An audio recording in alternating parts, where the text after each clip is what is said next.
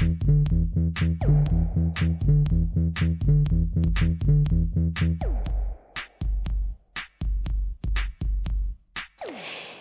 is IAM News, bringing you the very latest in infrastructure asset management.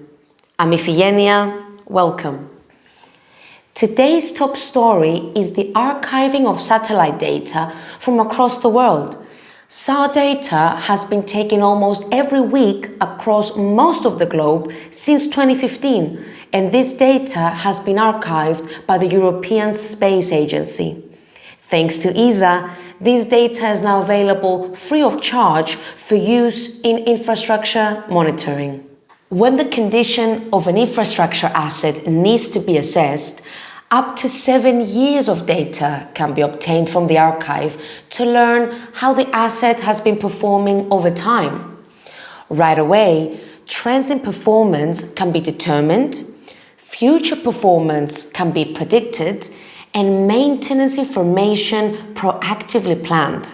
SAR data analysis is the only monitoring technique that allows data to be obtained retrospectively.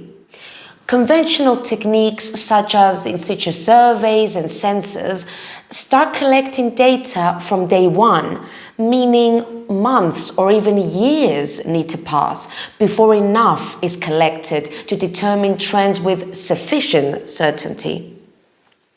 Another key advantage of the satellite data archive is in forensic engineering.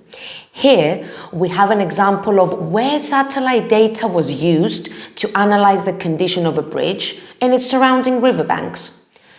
Data from during the construction and the 2-year period prior could be assessed and utilized to identify the causes of ground displacements.